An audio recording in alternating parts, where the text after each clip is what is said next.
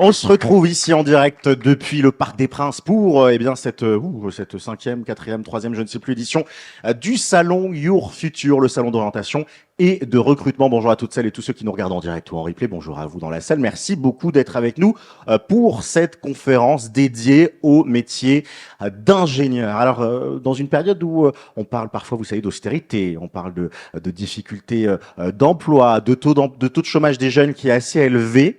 Il y a une bonne nouvelle qu'on va vous donner aujourd'hui, c'est que le métier d'ingénieur recrute. Il recrute beaucoup, il recrute dans beaucoup de secteurs différents, mais il faut avoir les bonnes astuces, les bons conseils pour devenir ingénieur. L'une des options qui vous sera offerte après le bac, eh bien, c'est de passer par le concours Puissance Alpha, tandis que je pense que tu peux fermer la porte puisque nous entendons des bruits parasites. Le concours Puissance Alpha, donc, qui recrute après le bac au métier d'ingénieur. Pour en parler, nous avons sa déléguée générale, Astrid Watelier. Bonjour Astrid. Bonjour. Merci beaucoup d'être avec nous. Alors ma première question, elle est extrêmement simple. Qu'est-ce que c'est que Puissance Alpha ? Tu l'as dit, déjà, Puissance Alpha, c'est un concours. C'est 19 écoles. Le point clé, vous l'avez vu, c'est ce gros logo qui est marqué en orange et qui s'appelle CTI. Pour ceux qui cherchent des écoles d'ingénieurs, c'est la commission des titres d'ingénieur. Tout à l'heure, quand on vous a demandé pourquoi vous étiez là, il y avait quelqu'un qui m'a dit ingénierie.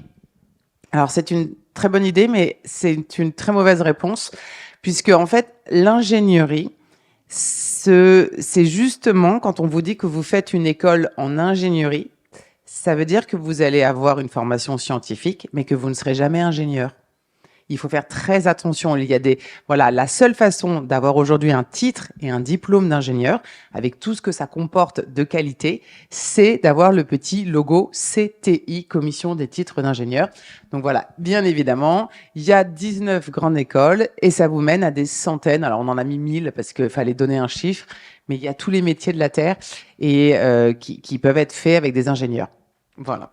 Alors justement, est-ce que vous pouvez nous dire parmi la panoplie des écoles qui existent, vous, quelles écoles reconnues, accréditées vous avez au sein du concours Puissance Alpha ? Eh ben, il y en a 19. Alors voilà, c'est mieux avec d'avoir directement la version imprimée, puisque si j'en oublie une seule ou que je vous les donne pas dans l'ordre, ça va pas aller. Donc, il y a le 3IL qui est du côté de Limoges, CPE Lyon, l'EBI en biologie, l'EFRAY en numérique, ELISA Aérospace, ça se voit pas bien écrit en dessous, mais comme son nom l'indique, c'est de l'aérospatial et des transports en général. L'ESA, qui est une école d'agriculture, l'ESEP, que vous retrouvez dans l'environnement, la gestion des risques, le numérique, l'ESCOM, comme son nom l'indique, chimie, tout ici, l'ESEO, informatique électronique, le SIEA du monde du numérique, l'ESIE Paris également, le SITC qui est dans les bâtiments, les BTP, et alors je vous rappelle que ce n'est pas que pour les hommes, et je ne vous rappelle que ce n'est pas que construire, il y a plein de choses également dans le bâtiment. L'Estia, qui est du côté de Bidart, qui a beaucoup de doubles diplômes avec l'Espagne, notamment avec cette double culture. Le STBB en biochimie. Vous avez l'ISEN Ouest et l'ISEN Med, Méditerranée exactement, qui sont dans le monde du numérique. L'ISEP également sur Paris dans le numérique. Et Junia, vous en avez deux écoles sous le nom de Junia. Vous avez Junia HEI et Junia ISEN, et qui se trouvent plutôt dans le nord du côté de Lille. Voilà. L'autre particularité, vous voyez 19 écoles, 70 programmes. Pour ceux qui sont dans Parcoursup cette année, qui sont donc en terminale, mais ceux qui sont en première, je sais qu'il y en avait pas mal, vous aurez la même chose. Vous devez savoir qu'aujourd'hui, il y a 10 choix à faire dans Parcoursup. 10 vœux. Et quand vous faites un vœu, c'est le vœu Puissance Alpha. Vous pouvez cocher les 19 écoles. Ça ne vous décomptera pas 19 choix. Donc ça, c'est le premier point très important. Et le deuxième, qui est vraiment spécifique à Puissance Alpha, c'est que nous, nos écoles, là, vous en avez, il n'y a pas que 3IL ou que CPE. Si je prends l'exemple de CPE, CPE va vous proposer un programme en numérique et un programme en chimie. Si je prends l'exemple de l'ESEP, vous allez avoir un programme en environnement, un programme en numérique sur Angers, mais vous allez également avoir ce programme environnement et ce programme numérique sur Aix-en-Provence. Donc en fait, c'est pour ça qu'on arrive à 70 choix. Et c'est pour ça que vous allez avoir aussi 70 notations dans Parcoursup. Donc 70 chances de réussir, parce qu'on va pas exactement vous noter de la même façon. Voilà. Alors une information, vous êtes plutôt en Île-de-France, qui n'est pas d'Île-de-France ici, levez la main. Non, ils sont quasiment tous en Île-de-France. Qui a envie de quitter la région parisienne pour ses études ? Qui a déjà pensé? Non, vous voulez rester? Ah, voilà. L'avantage du concours puissance. Moi, je vous conseille de partir de la région parisienne pendant les études. Il n'y a rien de mieux que d'aller dans une petite ville, ou dans une moyenne ville. L'avantage, c'est que les écoles du concours puissance alpha, on les retrouve dans toute la France. Exactement. Alors normalement, il y a une belle carte de France qui va s'afficher, voilà, pour vous montrer ce qu'il en est. En tout cas, voilà, sachez qu'il y a 35 campus dans toute la France. Voilà, donc là, c'est bien réparti. Et pour ceux qui veulent rester en Île-de-France, vous avez un magnifique focus quand même là-bas, puisqu'il y a également, il y a les écoles qui sont ancestralement en Île-de-France, mais il y a aussi celles qui ont ouvert un campus sur l'Île-de-France. Donc, ce qui permet vraiment de trouver l'école qui est près de chez vous et qui vous convient. Alors, vous le disiez à l'instant, un vœu sur Parcoursup qui permet d'accéder à plusieurs campus, à plusieurs formations, 70. Pour autant, il y a quand même quelques informations à voir sur Parcoursup en fonction du profil qu'on a. Est-ce que vous pouvez nous expliquer? Voilà. Alors, je pense que l'on va revenir à la slide qui était celle du début. Alors, ici, très important sur cette slide. Parcoursup a ouvert il y a 2 jours. Je vous parlais, il y a 2 vœux possibles avec Puissance Alpha. Celui dont je viens vous parler, c'est les écoles d'ingénieurs. Vous devenez ingénieur. C'est un vœu Puissance Alpha. Vous faites un diplôme en 5 ans et vous avez les 19 écoles. Il y a aussi la possibilité de travailler dans l'ingénierie, et là, ça prend tout son sens. C'est des gens qui vont avoir un diplôme en 3 ans, un bachelor. Il faut savoir que ces postes, qu'on appelle des postes de middle manager, sont très recherchés. Ce sont des gens qui sont déjà spécialisés. Donc, vous faites de la cybersécurité, vous faites du gaming, vous faites de l'environnement particulièrement, du développement durable. Et là, sur les bachelors, c'est un autre vœu, puisque je ne vous note pas de la même façon, je n'ai pas les mêmes écoles et je n'ai pas les mêmes programmes à votre disposition. Donc, il y a bien 2 vœux dans Parcoursup. Alors, on va regarder plus en détail le concours post-bac qui est proposé. Qui sont les différentes personnes qui sont visées et quels sont les différents profils de ce que vous appelez les EDS scientifiques? Voilà, donc on en revient à ce qu'on a commencé. On vous a posé la question tout à l'heure. Évidemment, pour devenir ingénieur, il faut aimer les sciences, il faut avoir des sciences. Vous faites latin, grec, c'est super, mais c'est pas comme ça que vous allez pouvoir devenir ingénieur, malheureusement. Vous ferez d'autres belles études. Nous, aujourd'hui, par contre, ce qui est important de noter, c'est qu'on a en tête que pour devenir ingénieur, il faut faire maths, physique, chimie et terminale générale et rien d'autre. Heureusement, il y a d'autres possibilités. Il y a la possibilité pour tous ceux qui font 2 sciences, mais les 2 sciences, ça peut être aussi NSI, SI, SVT, éco-bio, etc. Il y a ceux qui n'en ont qu'une, genre vous avez fait maths éco, c'est aussi possible de faire ce genre de choses, ou maths anglais, notamment, je pense à ça parce que l'anglais est une langue, est un atout très important pour devenir ingénieur. Et puis il y a les gens qui sont en techno, STI2D, STL et STAV, puisque en techno, dans ces technos-là, c'est des sciences également. Voilà. Donc, vous allez dans Parcoursup, attention, bien rechercher votre filière. Vous tapez Puissance Alpha 2 sciences, Puissance Alpha 1 science ou Puissance Alpha techno, et vous aurez la liste des programmes qui vous correspondent et uniquement ceux qui vous correspondent. Alors, on va aller un peu plus en détail sur le concours. Est-ce que vous pouvez nous parler un petit peu du dossier, de la manière dont il est analysé, des épreuves, des dates, voilà, nous présenter vraiment en détail ce concours Puissance Alpha? Alors, là, c'est très important de comprendre la notation. La première question que vous posez en général, comment je vais être évalué? Est-ce que j'ai une chance d'en rentrer dans l'école d'ingénieur que je veux? Quels sont les atouts, etc. Donc nous, par profil, on a essayé de vous montrer ce qu'il en était. Ce qu'il faut comprendre, c'est qu'on essaye de vous simplifier la vie. Donc déjà, vous pouvez pas être les 3 profils. Donc vous vous identifiez. Est-ce que je suis un profil de science? Est-ce que je suis un profil techno? Ou est-ce que je suis un profil une science? Une fois que vous avez compris qui vous êtes, vous allez faire un vœu dans Parcoursup et choisir parmi les 70 programmes tous ceux qui vous intéressent. Il faut savoir qu'on note tout le monde de la même façon. 50%, c'est une note de dossier. 50%, c'est une note d'écrit. Tout le monde. Donc on se pose pas de questions. Dans la note de dossier, vous voulez savoir comment vous êtes noté en général. Vous êtes noté quand vous êtes en 2 sciences et en techno, vous êtes noté par les écoles et par le concours, à égalité. 50-50.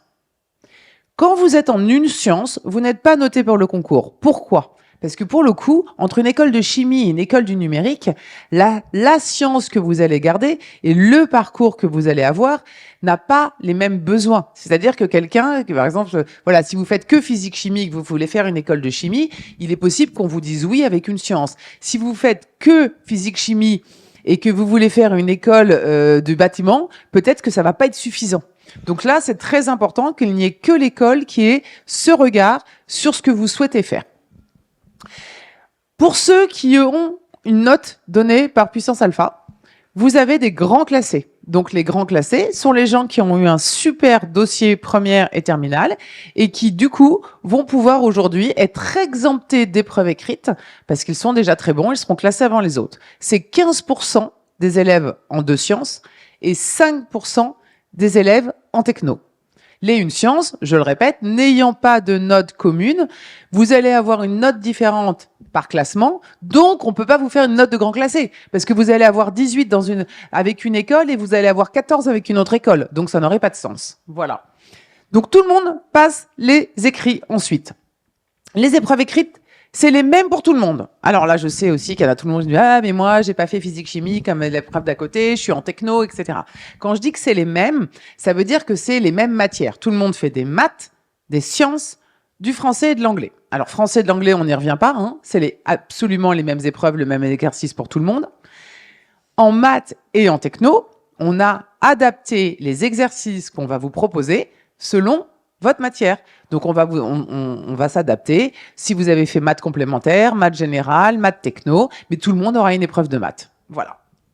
Donc ça, c'est pour les admissions via le concours. Vous le disiez tout à l'heure, et bonjour à toutes celles et tous ceux qui nous ont rejoints. Merci d'être avec nous. On est très heureux de vous avoir.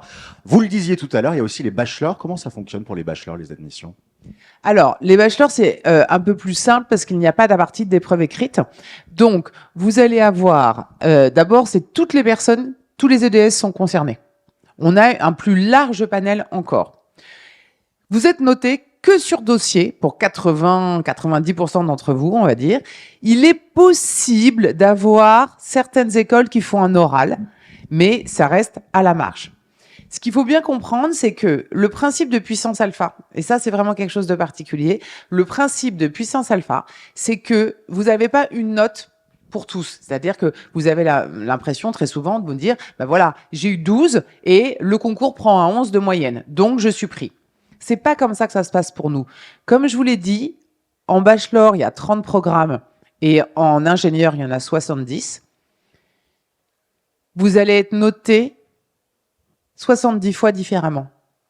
Parce que, du coup, quand vous avez l'école qui vous note, l'école A ne vous note pas comme l'école B.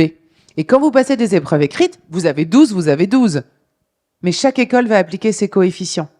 Donc, la note finale, qui est composée de cette note de l'école plus de votre note d'épreuve écrite, elle est forcément différente pour toutes les écoles que vous avez demandées. Et en bachelor, c'est pareil. Il n'y a pas de note de concours, il n'y a qu'une note qui est donnée par l'école. Et l'école, même au sein d'une même école, vous pouvez avoir des notes et des classements différents. Dans la mesure où aujourd'hui, quand une école va vous proposer un bachelor en cybersécurité ou un bachelor en gaming, vous n'allez pas du tout avoir les mêmes notes et on va pas du tout aller rechercher la même chose. Ça vous laisse plus d'opportunités. Et c'est ça qui est très important à comprendre, c'est cette personnalisation. Vous n'avez pas un seul classement unique, vous n'êtes pas un numéro. Donc c'est simple dans Parcoursup parce que c'est un vœu, un dossier. Mais par contre, je vous donne des classements différents. Je regarde qui vous êtes. On s'intéresse à vous en général. On va peut-être regarder plus en détail encore les modalités un petit peu d'admission de bachelor. Racontez-nous. Bah, voilà, c'est encore plus simple. C'est un vœu. Pour les bachelors, c'est 14 écoles. Et vous avez une note de dossier qui est unique, qui est donnée par l'école et vos résultats sur Parcoursup. Tout le monde donne ses résultats le 30 mai dans Parcoursup cette année. Alors, pour ceux qui sont en première, sachez que c'est toujours fin mai ou début juin. Entre le 30, le 31 mai, le 1er juin, c'est à vous de voir. Voilà. Alors justement, on va faire un petit coup d'œil sur ce calendrier, les grandes dates à retenir, les grandes étapes. Qui déjà, on va faire une interro surprise, qui a déjà créé son dossier Parcoursup? Levez la main, ceux qui ont déjà rempli, c'est bien, c'est très bien. Qui va le faire ce soir en rentrant parce qu'il va se dire que c'est maintenant, ok. Et qui sait d'avance qu'il le fera à la dernière minute? Le dernier jour, c'est Oui, soyez honnête, hein, parce que c'est des centaines qui le font à la dernière minute. Ou alors, on sait pas représentatif, je ne sais pas, mais Oui, bah, il m'entend un petit peu. Alors, racontez-nous ces grandes Du moment dates. que c'est fait. Vous pouvez sortir le téléphone pour les noter dans l'agenda. Comme ça sera fait. Vous les oubliez pas. Le 17 janvier, c'était il y a quelques jours déjà. C'était l'ouverture de Parcoursup. Exactement. Donc depuis mercredi, le Parcoursup est ouvert. Vous étiez déjà plusieurs centaines à avoir fait le choix de Puissance Alpha. Je ne sais pas s'il y en a parmi vous, mais en tout cas, vous étiez plusieurs centaines à avoir fait ce choix. Vous avez jusqu'au 14 mars pour faire un vœu. Donc quand je parle d'un vœu, on est bien d'accord que c'est le fait de décider de mettre une des écoles de Puissance Alpha et du coup de choisir toutes les écoles qui y sont associées. Après le 14 mars, si vous n'avez pas coché une des écoles Puissance Alpha, c'est fini. Vous pouvez pas le passer.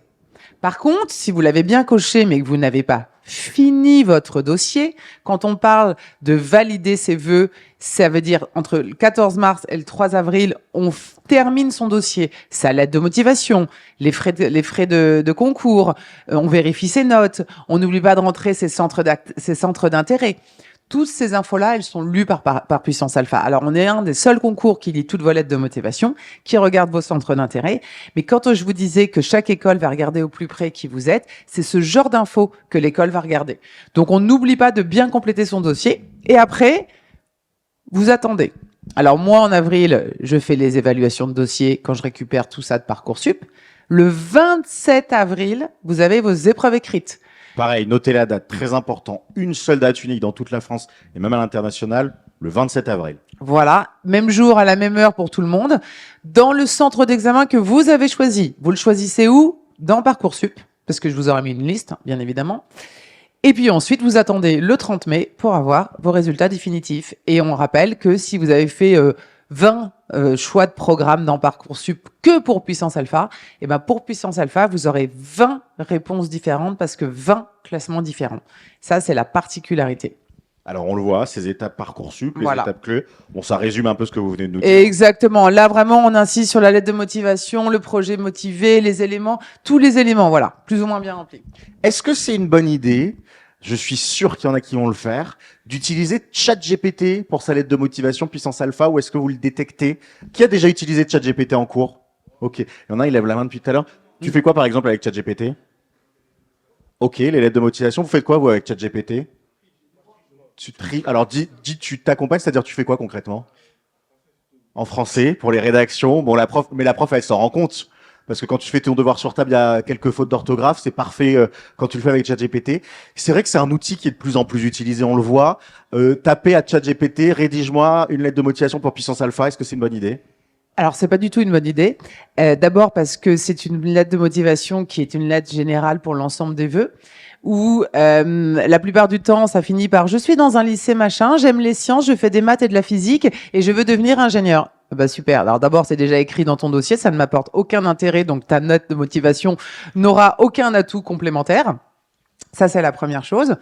Et la deuxième chose, c'est que aujourd'hui, ce qu'on va regarder, c'est vraiment le vocabulaire que vous utilisez pour nous expliquer qu'est-ce qui vous a poussé à vouloir devenir ingénieur. Ne nous racontez pas votre life parce que vous avez découvert le métier de votre vie, vous avez 18 ans, 99 fois sur 100, vous n'avez aucune idée du métier que vous allez faire. Vous avez au mieux une idée d'un environnement, de quelque chose que vous aimez, de pourquoi vous voulez le faire comme ça, de pourquoi vous avez eu l'idée de vous intéresser aux ingénieurs. Et ça, c'est pas vraiment une lettre de motivation comme on l'entend que vous pouvez rédiger pour un poste. C'est-à-dire que ChatGPT, vous lui dites les critères du poste, vous lui dites qui vous êtes, il veut le faire. Mais là, c'est pas le cas. Donc voilà, si vous voulez que cette lettre de motivation, elle soit valorisée et qu'elle vous rapporte des points, parce que ça peut faire une grande différence, je vous conseille en plus, elle est très courte, hein. Elle fait 10 lignes, donc si il y a 5 lignes de blabla déjà, bah, vous êtes sûr que ça va pas servir à grand-chose. Est-ce que si on met qu'on a rencontré Astrid dans le cadre d'une conférence sur le Salon du Futur et qu'elle nous a motivé à intégrer Puissance Alpha, ça peut le faire? Alors moi, non, mais dire que vous avez rencontré une des écoles, que vous avez été allé une journée porte ouverte, que vous codez depuis des années, que vous avez eu un prof qui vous a montré ce que c'était que l'environnement, comment améliorer, etc., que vous avez découvert que le bâtiment, enfin voilà, c'est vraiment un élément déclencheur ou une envie d'un parcours général. On fera un live spécial comment rédiger sa lettre de motivation de toute façon. Bon bah parfait. Et on bloque ChatGPT, ouais. absolument. Ouais, pas bonne idée. Ce site, parcoursup.gouv.fr, c'est le site officiel. C'est là là où vous créez votre dossier, c'est là où vous avez toutes les infos. C'est surtout que voilà, j'ai voulu faire un tuto de comment remplir Parcoursup et en fait ils l'ont fait bien mieux que moi. Donc ça ne sert à rien que je vous donne autre chose. Vous allez sur la vidéo, il y a un tuto, on vous donne des captures d'écran, on vous dit quoi faire à quel moment. On ne peut pas me dire que c'est compliqué de remplir son dossier Parcoursup. C'est extrêmement bien expliqué. Donc voilà, autant remettre l'info qui est bien claire. On va regarder un petit coup d'œil sur la slide suivante autour de Puissance Alpha. C'est ce que vous disiez, Voilà. et c'est ce qu'il faut retenir sans doute. Le dossier est analysé, et ensuite il y a les épreuves écrites. Sur l'analyse du dossier, il y a souvent des questions qui se posent. Je vais les poser, ça concerne peut-être certains ici. Parce que j'ai parlé récemment avec un élève de terminale, c'était toutes les questions qu'il avait. Première question. J'ai redoublé dans mon parcours. Est-ce que c'est pénalisant sur mon dossier Puissance Alpha? Non, c'est pas pénalisant. Aujourd'hui, vous avez le droit de vous être trompé, vous avez le droit de même avoir fait. Enfin, des gens qui me disent si moi j'ai fait éco, je vais être pénalisé parce que j'ai pas 3 options de sciences en première. Pas du tout. Je le répète, on prend toutes les notes de première, toutes les notes de terminale. On note évidemment les maths, ça vaut 1/3, les sciences, ça vaut 1/3, mais toutes les autres matières, ça vaut 1/3. Parce qu'un ingénieur, il suffit pas d'avoir 18 en maths. C'est pas que ça, c'est bien plus grand et plus compliqué. Donc, le fait d'avoir 50% sur votre dossier et 50% sur les épreuves écrites, c'est une égalité parfaite. Si vous êtes très bon, vous avez un super dossier et que, vous êtes un peu stressé le jour des épreuves, c'est pas un souci parce que votre dossier, de toute façon, il fera le nécessaire. Si vous avez mis un peu de temps et que vous êtes un peu en diesel pour démarrer et que votre année de première était très moyenne ou que votre premier semestre de terminale était très moyen, de toute façon, il vous reste les épreuves écrites pour nous montrer que vous avez le niveau. Donc, aucun problématique. Et encore une fois, chaque école va mettre des points et une évaluation différente selon que vous vouliez un programme ou un autre, une école ou un autre. Donc, vous n'êtes pas d'emblée éliminé partout ou admis partout. Vous avez 70 chances parce qu'il y a 70 programmes. Et ça fait la différence. Il y a des élèves qui peuvent être centièmes, millièmes ou refusés alors qu'ils ont le même dossier et les mêmes épreuves. Et parce qu'on va regarder au plus près qui vous êtes. Et si le programme que vous avez choisi, l'école que vous avez choisi peut vous convenir et vous permettre de réussir. C'est ça à quoi sert un concours. Le concours, il sert à voir si vous allez pouvoir réussir dans les études sur lesquelles vous voulez vous orienter. Petite question aussi, ça concerne peut-être qui a une très bonne moyenne ici. Ok, donc il y a des bonnes moyennes. Alors, qu'est-ce qu'on appelle très bon? Combien? 15, ok, c'est bien, c'est très bien. 18 de moyenne. Bon, 18. Est-ce que vous avez des grands classés, c'est-à-dire des élèves qui, parce qu'ils ont un dossier avec une très bonne moyenne, peuvent ne pas passer les épreuves écrites? Oui, mais ce n'est pas corrélé à la moyenne forcément de terminale, parce que et oui, on me demande oui, moi j'ai dit combien il faut de moyenne en terminale pour être grand classé. La réponse c'est je ne peux pas vous répondre parce que il y a 2 choses à comprendre. Je n'applique pas du tout les mêmes coefficients comme je vous l'ai expliqué pour ma notation puissance alpha que pour la notation du bac. Donc déjà il n'y a pas de comparaison qui est possible. Je ne prends pas que la note de terminale, mais je prends les notes de première à 50% également. Et en plus il y a une partie où c'est un classement. Vous avez l'habitude de réfléchir en tant qu'examen. Si tout le monde a 10, tout le monde a réussi. Sur un classement, un concours, si tout le monde a 15 et que vous avez 14, vous êtes en dessous de tout le monde. Si tout le monde a 12 et que vous avez 14, vous êtes le premier. Donc en fait, on ne peut pas vous dire quelle note il faut avoir. Voilà, évidemment, si vous avez 12, vous serez probablement pas grand classé, voilà. Mais néanmoins, il faut vraiment comprendre que je ne peux pas faire de corrélation. Cette question, elle retombe tout le temps. Quelle note faut-il avoir le mieux possible? Est-ce qu'il y a des gens ici qui ont déjà leur bac et qui pensent à des réorientations possibles? Est-ce que ça concerne certains? Levez la main. Bon, on le donne quand même pour information. On va passer l'information, oui, tout à fait. Hop. Alors, Serge en régie. Voilà, allô. Alors, le 30 mai, les résultats, mais ça, on l'a dit. Donc ça, c'est bon, voilà.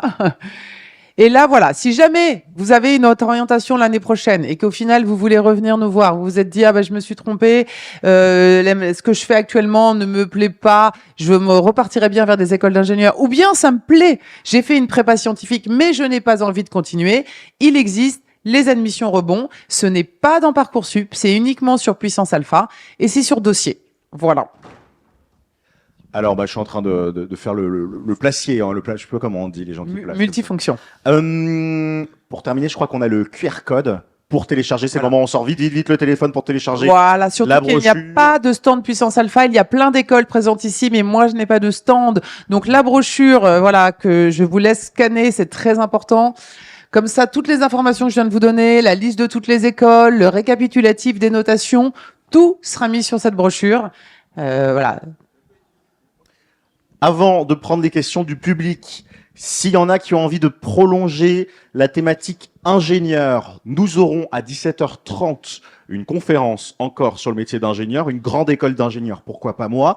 On aura d'autres écoles, on a l'école polytechnique, mine télécom qui doit venir, l'EPF, et j'en parle puisqu'il y a aussi l'ISEP. Aline Aubertin, la directrice de l'ISEP, qui fait partie du concours Puissance Alpha, exactement. Ça, sinon j'en aurais pas parlé.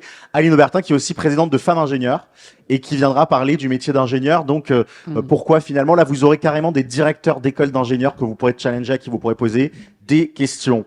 Est-ce que vous avez des questions dans la salle sur tout ce qu'on s'est dit? C'est le moment ou jamais. Toutes les questions qu'il peut y avoir, les notes, les moyennes, les absences. Est-ce que si on a trop d'absences à justifier, c'est mauvais pour le dossier? Est-ce que ça pénalise les absences injustifiées? Alors, ça pénalise pas en direct, mais étant donné qu'on regarde les appréciations du proviseur et les appréciations des professeurs dans la notation, ça peut ne pas jouer en votre faveur. Voilà. Après, ce sera pas une pénalisation directe et c'est pas ça qui ferait que vous n'aurez pas le concours. Enfin, sauf si, bien sûr, vous n'avez pas rattrapé les cours et appris et eu le niveau nécessaire. C'est plutôt les conséquences de ces absences. Voilà. Alors, je crois qu'on a une question par là. Je te donne le micro, tiens. Est-ce que si on est en techno ou si on est en général, c'est les mêmes concours? Genre, on participe avec... Alors, je vais redire, tu fais bien de reposer la question. C'est le même concours, le même jour, à la même heure. Tout le monde a des maths, tout le monde a des sciences, tout le monde a du français, tout le monde a de l'anglais. Mais bien évidemment, tu n'auras pas les mêmes exercices de maths si tu es en général ou en techno, et tu n'auras pas les mêmes exercices de sciences selon la science que tu fais. Parce que même en terminale générale, il y en a qui font physique, chimie, d'autres SVT, NSI, SI, d'autres qui sont en STI 2D, STL, STAV. Toutes ces spécialités-là, vous avez des exercices spéciaux désignés, évidemment. On va pas vous demander de faire de la physique chimie si tu es en STL ou inversement. Est-ce qu'on a d'autres questions? Et français-anglais, bah non, tout le monde pareil, hein, quand même. Je commence ici, je reviens à toi après. Ouais. On t'écoute. Juste pour poursuivre ta question, moi je suis en BTS, du coup pour moi ça se passe comment? Alors pour les gens qui sont en BTS, alors tu peux intégrer toutes les écoles d'ingénieurs que tu le souhaites selon ton BTS, parce que c'est ça qui dépend, mais c'est pas par puissance alpha. Il faut aller demander à chaque école, c'est ce qu'on appelle les admissions parallèles. Elles ont leur procédure d'admission pour les élèves qui ont un BTS selon le BTS que tu as. Voilà, et c'est souvent sur dossier. Bonjour. Bonjour. Moi, je voulais demander, par exemple, une personne qui a 14 de moyenne, mais qui a des mauvaises appréciations, contrairement à une personne qui a 11 de moyenne, mais qui a des bonnes appréciations, c'est qui va être le plus valorisé? Ça dépend de chaque école. C'est-à-dire que aujourd'hui, il y a d'abord 11 de moyenne, ça veut dire quoi? Parce que on regarde le niveau de ta classe, on regarde si tu as augmenté, on regarde les progressions, on regarde l'ensemble des matières de première et de terminale. Donc c'est compliqué de dire en lui-même qu'est-ce qu'il en est. Après, il faut savoir que dans le Parcoursup, il y a des appréciations du proviseur qui sont très importantes, qui disent capacité à réussir, investissement de l'élève, etc. Donc il y a des écoles qui le valorisent beaucoup, d'autres qui le valorisent un petit peu moins. C'est pour ça qu'en fait, ça va dépendre de chaque école. Après, il faut pas oublier que c'est un classement. Donc peut-être que celui qui a 11 de moyenne, déjà 11 et 14, selon puissance alpha, ça va peut-être énormément se réduire l'écart. Il n'y a pas que les notes. Sans compter que derrière, il y a les épreuves écrites. Les épreuves écrites, si tu es vraiment motivé, que tu t'entraînes bien, tu peux cartonner aux épreuves écrites. Donc, c'est aujourd'hui, je peux pas dire, il faut tant de moyenne pour réussir à puissance alpha. Ce qui est certain, c'est que 11 de moyenne, surtout si les appréciations sont bonnes, il faut foncer, il n'y a aucun souci. Je suis parti à Effray et ils font des entraînements Oui. puissance alpha. Et j'aimerais bien savoir si pour toutes les écoles, c'est possible d'avoir un entraînement. Eh ben, c'est une super question. Alors, toutes les écoles de puissance alpha font des journées de préparation gratuites dans toutes les écoles. C'est pas spécifiquement pour leur école. Ce n'est fait que pour le concours, puisque quelle que soit l'école que vous allez présenter, vous avez les mêmes épreuves, le même concours, le même jour. Donc en fait, chaque école a sa façon de vous préparer, dans le sens où il y en a qui va faire des cours de maths, il y en a qui va faire des cours plus de sciences, il y en a qui vont vous préparer à bien savoir comment préparer un QCM. Peu importe la façon. En tout cas, ce qui est certain, c'est que toutes les écoles font des journées d'entraînement au concours. Donc peu importe où vous faites votre journée d'entraînement, vous serez préparé pour le concours et c'est gratuit. Dernière question, vas-y, on t'écoute, je la redis au micro. Ah, est-ce qu'il est possible d'intégrer les écoles du concours puissance alpha après prépa? Alors, tout est possible, tout à fait. Alors, en fait, nous, le système qu'on vient d'expliquer, quand tu rentres directement post-bac dans une école d'ingénieur, c'est ce qu'on appelle des prépas intégrés. D'accord? Tu fais 5 ans d'études. Si tu souhaites rester dans un lycée pour faire tes 2 années de classe prépa, c'est tout à fait possible. Si ça va bien et que tu veux aller jusqu'au bout, tu passeras un concours post-prépa et tu pourras intégrer une des écoles de puissance alpha pour faire que 3 ans. Ça, c'est aucun problème. C'est le concours puissance alpha CPGE. Et si jamais au bout de la première année d'études de prépa, tu te rends compte que t'as pas forcément envie de rester dans ce système prépa, mais que tu aimes les sciences, tu peux passer le concours admission rebond dont on a parlé tout à l'heure, qui est sur dossier pour ne pas perdre une année et rentrer directement en 2e année. Merci beaucoup Astrid, on peut l'applaudir très fort. Merci. Merci beaucoup d'avoir été avec peut nous nous. suivre. Les réseaux sociaux évidemment. Voilà. On Sortez. fait beaucoup d'informations, des informations, des lives, des journées de préparation. Il y a des cours gratuits qui vont avoir lieu aussi. Donc n'hésitez pas à nous suivre sur les réseaux. Et ben voilà, merci à vous d'avoir été avec nous. Merci de nous avoir suivis en direct ou en replay. À très vite pour une nouvelle conf. Ciao, ciao.